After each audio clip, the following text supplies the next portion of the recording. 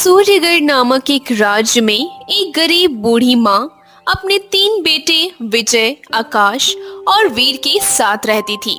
उनके पास थोड़ी बहुत जमीन थी, उसी से उनका 2 वक्त का रोटी का गुजारा हो पाता। तीनों भाई बहुत ही विद्वान थे। एक दिन सुबह बूढ़ी माँ के तीनों बेटे ने अपनी माँ से कहा, अरे माँ, क्यों ना हम इस राज्य के राजा विक्रम सिंह के राजमहल में जाकर कोई काम मांगते हैं। विजय की बातें सुनकर उसका दूसरा भाई भी बोला, हाँ माँ, भैया सही कह रहे हैं, हम राजा के पास जाएंगे, कुछ काम मांगेंगे। हाँ भाई, तुम सही कह रहे हो। ठीक है बेटा, जाओ, लेकिन अपने बुद्धि का सही इस्तेमाल करना और अपना ख्याल रखना। विजय, आकाश और वीर तीनों भाई अपनी बूढ़ी माँ से आज्ञा लेकर राजा के राजमहल की तरफ निकल गए। कुछ देर चलते चलते वे राजमहल पहुंच गए।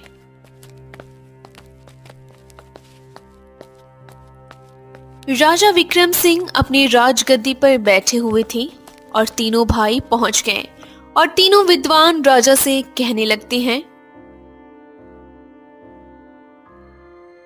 महाराज, हमें आपके राजमहल में काम चाहिए। विजय की बातें सुनकर राजा कहने लगता है, हे विद्वानों, आपका मेरे राजमहल में स्वागत है। अगर मुझे आप लोग ये बताओ कि आप क्या क्या कर सकते हैं, हम आपको अपने यहाँ पर काम तो दे देंगे, मगर आप किस तरह के काम करने में अच्छे जानकार हैं ये बता देंगे तो।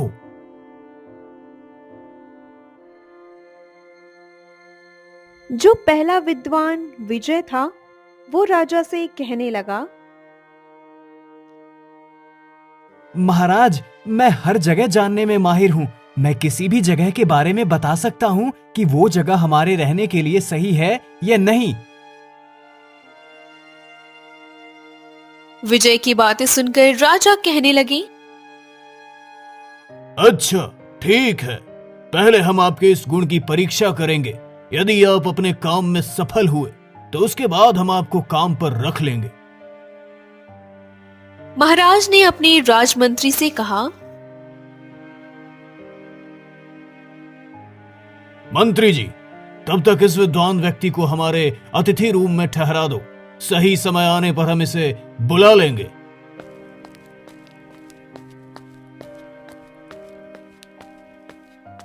राजमंत्री ने उस विद्वान को अतिथि रूम में ठहरा दिया। तभी दूसरा गुणी व्यक्ति महाराज से कहने लगा,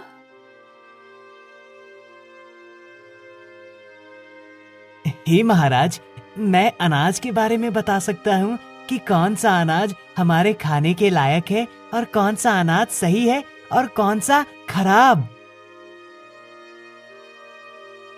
दूसरे विद्वान की बातें सुनकर महाराज बोले, हाँ ठीक है, तुम तो बड़े काम के आदमी हो।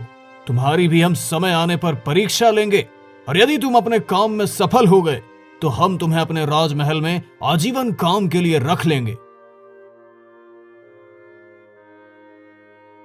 महाराज ने उसे भी अपने अतिथि रूम में ठहरा दिया और उसके बाद तीसरा विद्वान बोला, हे महाराज, मैं भोजन को देखकर बता सकता हूँ कि वो भोजन हमारे खाने के योग्य है या नहीं है। तीसरा विद्वान की बातें सुनकर महाराज सोचने लगे। अरे, ये विद्वान भी बड़ी काम की चीज है। यदि ये अपने गुण में सफल हुआ तो हम इसे भी यहाँ अपने राजमहल में रख लेंगे।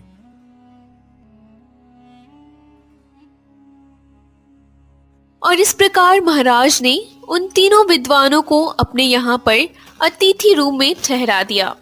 धीरे धीरे समय बीतता चला गया और एक दिन राजा विक्रम सिंह ने कहीं बाहर यात्रा पर जाने का सोचा।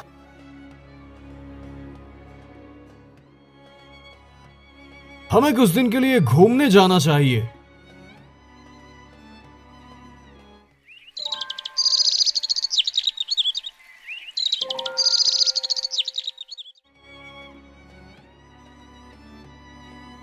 इस तरह महाराज ने घूमने का मन बनाया। तब राजा ने जो जगह परखने वाला विद्वान था उसे साथ में ले लिया और वहां से चल पड़े। चलते चलते शाम हो गई। राजा ने मन में सोचा,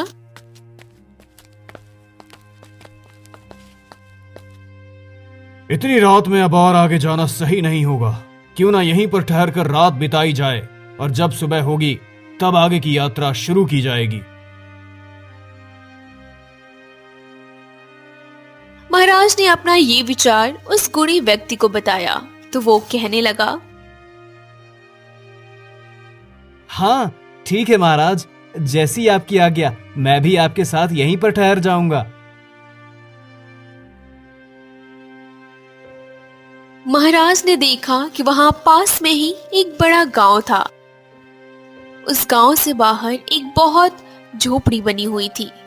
महाराज ने देखा कि वहां 4 पाइयां तो बिछी हुई हैं, मगर वहां पर कोई व्यक्ति दिखाई नहीं दे रहा था। वहीं पास में एक बहुत पुराना सा मंदिर था। राजा ये देखकर सोच में पड़ गए। ना तो उस मंदिर में कोई पुजारी था और ना ही उन 4 पाइयों पर बैठने वाला कोई याद। फिर वो सोचने लगी,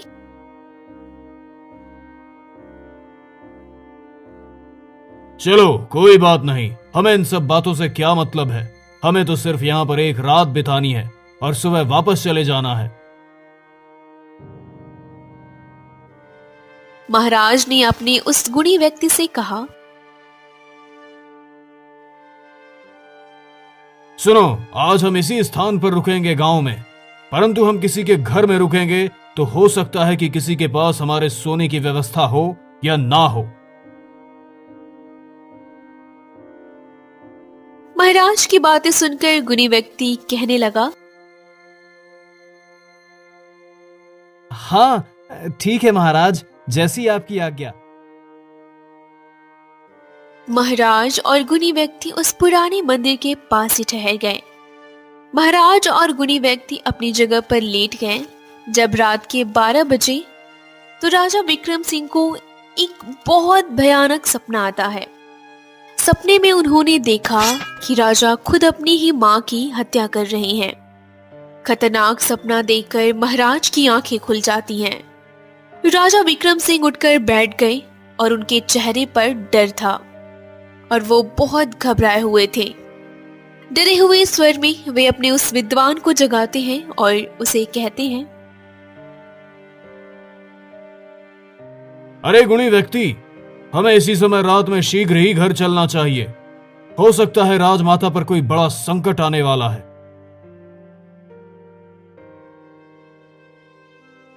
महाराज की बातें सुनकर गुणी व्यक्ति कहने लगा, महाराज, आपको चिंता करने की जरूरत नहीं है और हमें घर चलने की कोई जरूरत नहीं है महाराज, क्योंकि जो आप सोच रहे हैं वो मैं पहले ही जानता हूं। विद्वान व्यक्ति की बातें सुनकर महाराज कहने लगे, अरे आप क्या जानते हैं, बताइए हमें।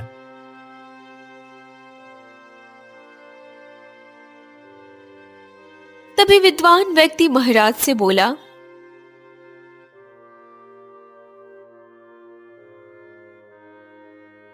हाँ महाराज, आपने जो अभी विचलित कर देने वाला सपना देखा है वो इस जगह का असर है। आपकी माता पर कोई संकट नहीं है। देखने में तो यहाँ पर एक बहुत पुराना मंदिर भी है, मगर महाराज इस मंदिर में रहने वाले पुजारी ने अपनी माँ की हत्या कर दी थी, इसीलिए आपको डरा देने वाला ऐसा सपना दिखाई दे रहा है।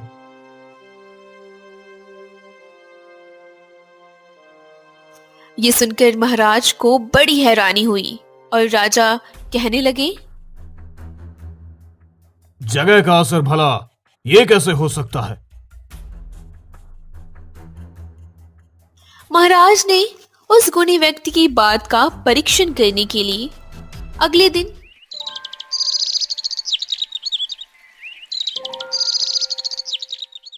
सुबह होते ही उस गांव के आदमियों को बुलवाते हैं और महाराज ने गांव वालों से पूछा, अरे अरे, इतनी सुंदर और पावन जगह है जहाँ पर भगवान का एक पुराना मंदिर भी है, मगर यहाँ पर हमें कोई भी साधु संत या पुजारी नहीं दिखाई दिया।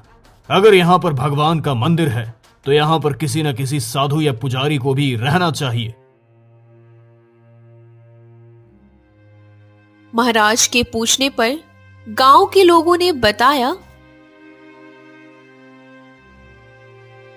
महाराज, इस मंदिर में पहले एक साधु रहता था। एक दिन उस साधु ने क्रोध में आकर अपनी माता की बड़ी बेरहमी से हत्या कर दी थी। इसी वजह से महाराज ये जगह अपवित्र हो गई है। अब हम इस भगवान के दर्शन करने के लिए भी यहाँ नहीं आते हैं। महाराज ने जब गांव वालों की ये बातें सुनी तो अपने साथ आए हुए उस विद्वान को महाराजा ने बहुत ही खुश हुए।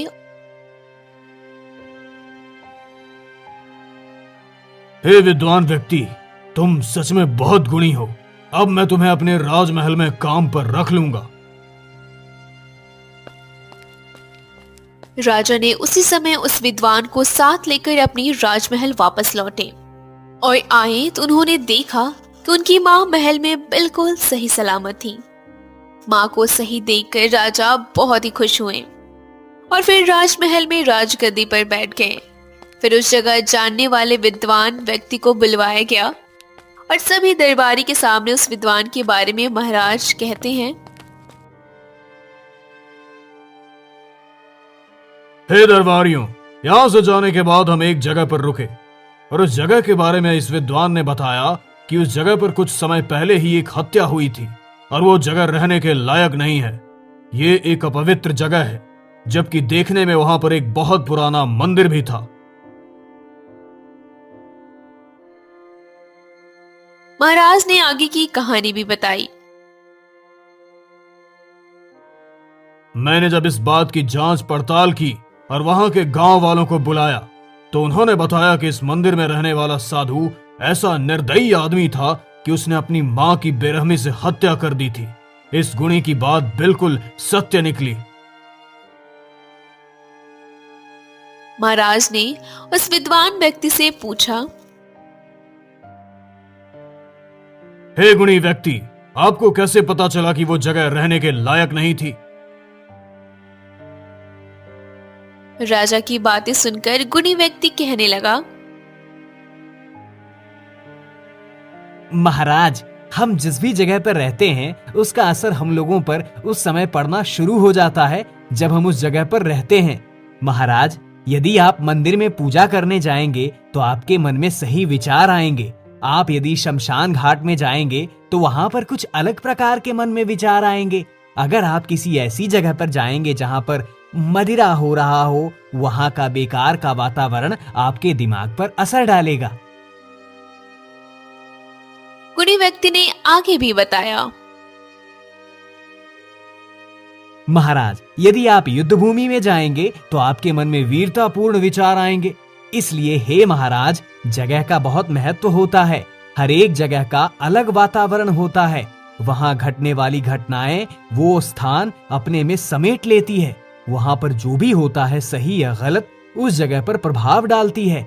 महाराज, क्या आप जानते हैं मैंने उस जगह के बारे में कैसे पता लगाया? जैसे ही मैं उस स्थान पर गया तो मेरे मन में हत्या और अपराध जैसे विचार आने लगे। मेरे मन में हिंसात्मक बातें आने लगी कि इस जगह पर जरूर किसी न किसी की हत्या हुई है। उस विद्वान की बातें सुनकर महाराज बहुत खुश हुए। महाराज ने उस गुणी व्यक्ति को हमेशा के लिए अपने दरबार में रख लिया। महाराज ने अब उस जगह परखने वाले गुणी व्यक्ति को तो परीक्षा ले ली थी, परंतु अब दूसरे विद्वान की बारी थी।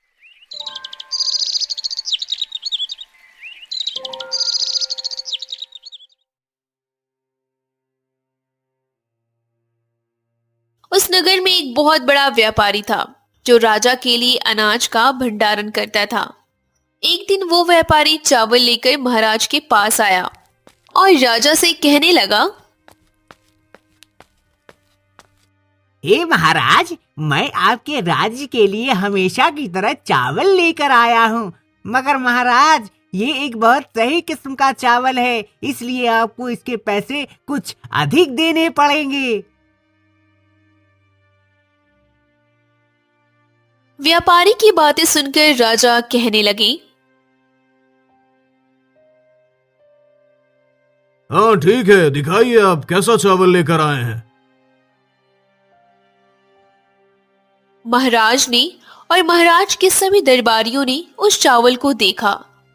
सही में वो चावल बहुत सही था और बहुत साफ सुथरा था। महाराज के राजमंत्री कहने लगे, महाराज, इस अनाज को कई सालों के लिए रख लिया जाए, ये खराब नहीं होगा। उस समय महाराज के दिमाग में एक विचार आया। हमारे यहाँ अतिथि रूप में एक विद्वान है जो अनाज को पहचानने की बात कहता है। क्यों ना हम एक बार इस अनाज को उसे भी दिखा दें। इससे उसकी भी परीक्षा हो जाएगी और हमें अनाज का भी पता चल जाएगा, क्योंकि कई बार ऐसा होता है कि जो ज्यादा चमकदार चीज होती है वही सबसे अधिक खराब निकलती है। महाराज ने तुरंत आदेश दिया। शीघ्र ही अनाज की परख करने वाले विद्वान को अतिथि रूम से बुला कर लाया जाए।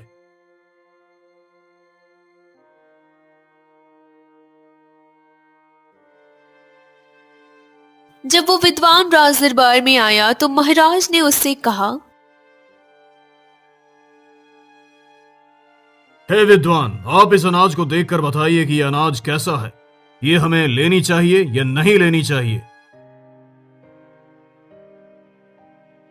अनाज परखने वाले विद्वान ने अनाज को अपने हाथ में लिया।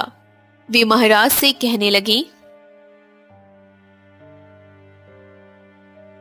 हे महाराज, ये अनाज किसी चोर आदमी के द्वारा कमाया गया है, इसलिए अगर आप इस अनाज को लेंगे तो हमारे राज्य में, हमारी सेवा में और हमारे दरबारियों में और सैनिकों में चोरी की भावना जाग जाएगी। महाराज ये सुनकर बड़े ही आश्चर्य हुए और तुरंत उस व्यापारी से बोला, व्यापारी जी, अनाज कहां से लाए हो, बताइए हमें। फिर व्यापारी ने महाराज की बातें सुनकर कहा, अरे नहीं महाराज, मैं तो आपका बहुत पुराना व्यापारी हूँ और आपके लिए अनाज का भंडारण हमेशा सही ही करता आया हूँ, और मैंने इस अनाज को आपके ही राज्य के एक बहुत बड़े जमींदार से खरीदा है, जिसके पास हजारों एकड़ खेत है। वो भला चोरी क्यों करेगा। व्यापारी की बातें सुनकर राजा कहने लगे, मगर उस जमींदार को हमारे सामने शीघ्र ही लाया जाए।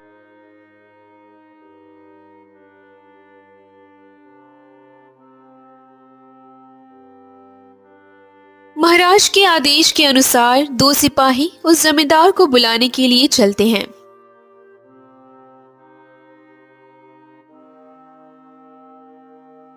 और कुछ ही देर में बुलाकर ले आए जहां से व्यापारी ने अनाज खरीदा था।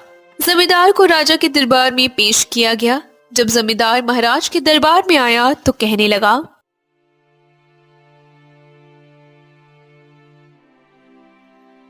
महाराज की जय हो, महाराज की जय हो।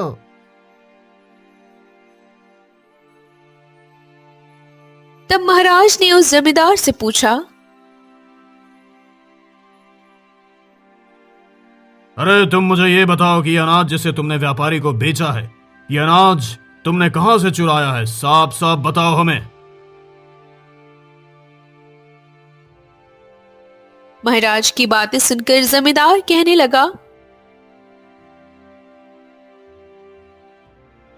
हे महाराज, आप क्या कह रहे हैं। मेरे पास 1000 एकड़ खेत है और मेरे पास हजारों क्विंटल चावल पैदा हुए हैं। महाराज, ये मेरे खेतों के उगाए हुए चावल हैं, इसमें तो मैंने चोरी का एक दाना भी नहीं मिलाया है महाराज।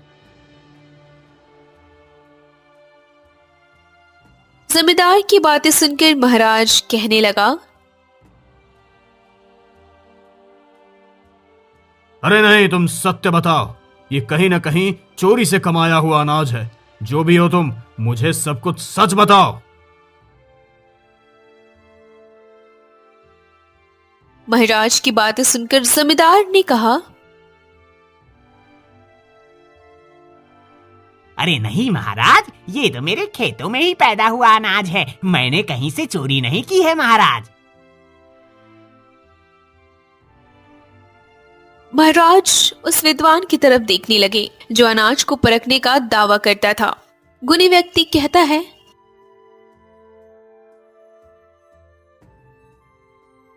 नहीं महाराज, ऐसा नहीं हो सकता। ये जमींदार झूठ बोल रहा है। ये अनाज किसी चोर ने ही कमाया है। जब जमींदार ने उस विद्वान व्यक्ति की बात सुनी तो वो कहने लगे,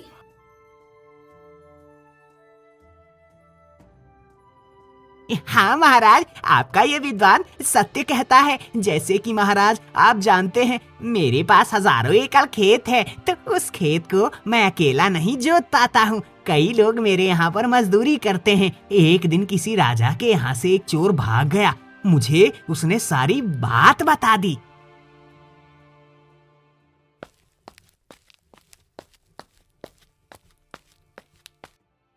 जमींदार साहब, मैं पहले कारागार में था और कारागार से भागकर यहाँ पर आया हूँ। और वो मुझे कहने लगा, आप मुझे अपने पास रख लीजिए। मुझे कुछ नहीं चाहिए, बस 2 वक्त की रोटी और कपड़ा देते रहना।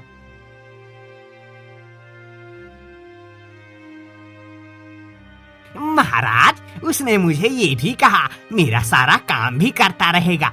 तो मैं इस बात पर तैयार हो गया। महाराज मैंने उस चोर को अपने यहाँ पर नौकरी के लिए रख लिया। और महाराज इस साल की जो फसल पैदा हुई वो उस चोर की मेहनत की कटाई, जुताई और बुआई के साथ सारी मेहनत की उसकी कमाई है। इसलिए महाराज आपका ये अनाज परखने वाला बहुत ही विद्वान आदमी है। इसने सही कहा कि अनाज चोर ने कमाया है। ये अनाज चोरी करने वाले व्यक्ति का ही कमाया हुआ है। महाराज आपके इस गुणी व्यक्ति की बात बिल्कुल सत्य है। जमींदार की बात सुनकर महाराज बहुत खुश हुए और कहने लगे,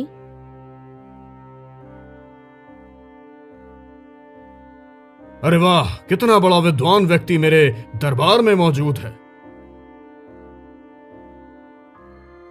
महाराज ने उस विद्वान व्यक्ति से पूछा,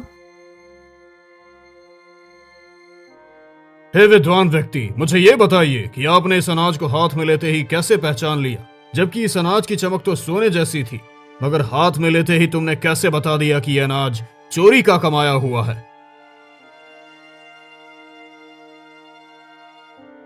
महाराज की बातें सुनकर विद्वान व्यक्ति कहने लगा, हे महाराज, जब मैंने इस अनाज को हाथ में लिया तो हाथ में लेने के बाद मेरे मन में विचार आया कि अनाज तो सोने के जैसा चमक रहा है। और जब मैंने इसे देखा तभी मेरी अगली नजर महाराज आपके दरबार में रखे हुए उस सोने के चांदी के सामान पर पड़ी। मेरा ध्यान उस सोने के लोटे पर चला गया और मैं सोचने लगा कि अनाज और वो सोने का लोटा दोनों देखने में सोने की तरह चमक रहे हैं। मगर इस समय मेरे मन में दूसरे विचार आने लगे कि मैं इस राजा की नौकरी क्यों करूं? क्यों ना मैं राजा के इस सोने के लोटे को चोरी कर लूं? जबकि हे महाराज, मैंने मेरे जीवन में कभी किसी की चोरी नहीं की, मगर इस अनाज को हाथ में लेते ही मेरे मन में ऐसे विचार आने लगे। और जब ऐसे विचार मेरे मन में आया तो मुझे पता लग गया। महाराज उस गुणी व्यक्ति की बात सुनकर बड़े ही खुश हुए और उसको हमेशा के लिए अपने दरबार में काम पर रख लिया।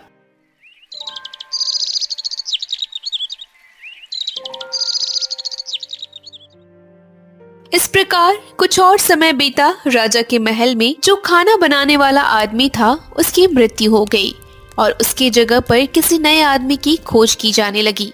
एक दिन राजा के दरबार में एक आदमी आया और कहने लगा,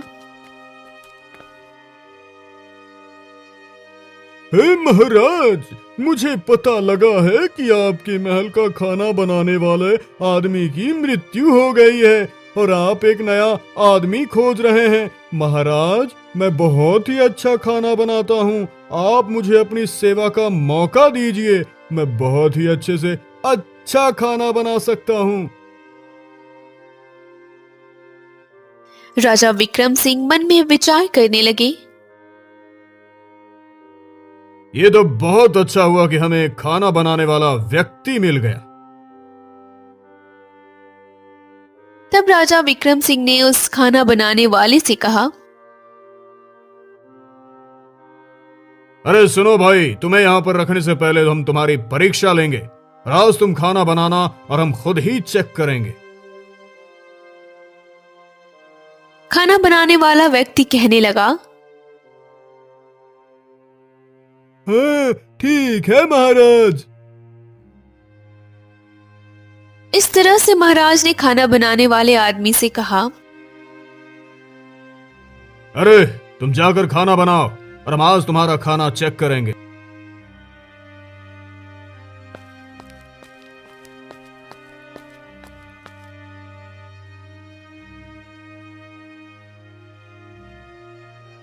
उस दिन खाना बनाने वाले आदमी ने बड़ी मेहनत के साथ खाना बनाया। कई तरह के पकवान बनाने की जितनी भी कला उसे आती थी वो सब उसने रख दी। जब खाना तैयार हो गया तो उस आदमी ने महाराज को संदेश भेजा।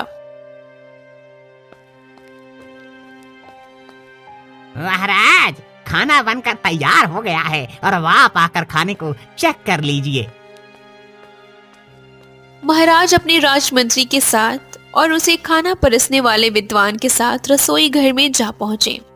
महाराज ने जब खाना को खा कर देखा तो खाना बहुत ही स्वादिष्ट बनाया गया था। जब महाराज के एक मंत्री ने भी खाना को चखा तो वो कहने लगा, महाराज, मैंने बहुत से खाना बनाने वाले देखे हैं, मगर ऐसा स्वादिष्ट खाना बनाने वाला हमारे राज्य में पहली बार आया है। महाराज, मैं तो कहता हूँ कि आप इसे अपने यहाँ काम पर रख लीजिए। तब महाराज ने उस खाना की परख करने वाले विद्वान से कहा, हे विद्वान, आप बताएं कि ये खाना बनाने वाला आदमी और ये खाना कैसा है। इस समय राजा का वो गुणी व्यक्ति जो खाना परखने वाला था, उसने थोड़ा सा खाना चखा और कहा, हे महाराज, यदि आप इस खाना बनाने वाले व्यक्ति को अपने राजमहल में काम पर रखोगे तो इसके हाथ का बना हुआ खाना खाकर हमारे राज्य के मंत्री और सिपाही सब लुटेरे हो जाएंगे, उनमें लूटपाट की भावना बढ़ जाएगी। इतना बात सुनकर महाराज कहने लगे, अरे ये तुम क्या कह रहे हो? हाँ महाराज, आप इस खाना बनाने वाले व्यक्ति से पूछिए, ये अवश्य ही कोई चोर या लुटेरा है जो खाना बनाने का काम भी करता है और लूटपाट करने के बाद खाना बनाने के बहाने हमारे यहाँ से कुछ चुराना भी चाहता है। जब महाराज ने ये बात सुनी तो उस खाना बनाने वाले आदमी को अपने राज दरबार में बुलाया और उससे कहने लगे, हे रसोई, तुम सच में खाना बनाने में बहुत अच्छे हो और तुमने बहुत ही स्वादिष्ट खाना बनाया है, मगर तुम ये बताओ कि क्या तुम पहले से ही खाना बनाने का काम करते थे या कुछ और करते थे? सच सच बताना, वरना तुम जानते हो झूठ बोलने का नतीजा क्या हो सकता है। मैं तुम्हें ऐसी सजा दूंगा कि किसी काम के लायक नहीं रह पाओगे। जब महाराज थोड़ा गुस्सा होकर बोले तो खाना बनाने वाला व्यक्ति डर गया और दोनों हाथ जोड़कर कहने लगा, महाराज, मुझे माफ कीजिए, मेरा खाना बनाना पुराना काम नहीं है। शुरू से अब तक मैं लोगों के यहाँ चोरी करवाने का काम करता था। न जाने मैंने कितने लोगों को मारा और कितने व्यक्ति के यहाँ पर चोरी की। कितने राजाओं ने मुझे पकड़ने की कोशिश की, मगर मैं किसी तरह उनके हाथ नहीं आया। जब मैं एक प्रसिद्ध डकैत बन गया तो लोग मुझसे डरने लगे और फिर एक दिन मेरे मन में ये विचार आया कि मुझे खाना बनाने की कला बहुत अच्छी आती है, तो क्यों ना मैं किसी राजा के यहाँ खाना बनाने का काम करूं और चोरी भी कर लिया करूंगा। यदि मैं खाना बनाने का काम करूंगा और राजा के यहाँ पर रहूंगा तो मुझे कोई परेशानी भी नहीं होगी और पहचान भी नहीं पाएगा कोई। इस तरह आसानी से अपना काम भी कर लूंगा। मगर महाराज, अब मैं चोरी का काम नहीं करता हूँ। खाना बनाने वाले व्यक्ति की बात सुनकर महाराज ने उसे खाना परखने वाले विद्वान से कहा, तुम सचमुच बहुत ही काम के व्यक्ति हो। महाराज ने फिर सबके सामने उसे सम्मानित किया और कहा, तुम सचमुच बहुत ही काम के व्यक्ति हो। हे विद्वान, आप मुझे बताइए कि आपने इतनी आसानी से कैसे जान लिया कि ये जो खाना बनाने वाला व्यक्ति है इसका खाना सही नहीं? वो विद्वान व्यक्ति कहने लगा, हे महाराज, जब मैंने इसका पकाया हुआ खाना खाया तो मेरे दिमाग में लूटपाट के विचार आने लगे।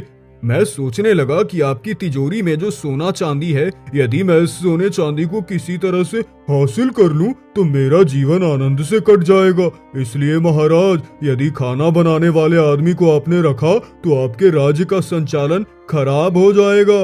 आपके सिपाही, आपके अन्य सिपाही सब लुटेरे हो जाएंगे। महाराज ने उस खाना परखने वाले गुणी व्यक्ति की बात को सुना। वो बड़े ही खुश हुए और राजा ने उसको भी आजीवन अपने राजमहल में काम पर रख लिया। और तीनों भाइयों ने अपनी बूढ़ी माँ को भी राजमहल में बुला लिया और सभी खुशी खुशी अपना जीवन व्यतीत करने लगे।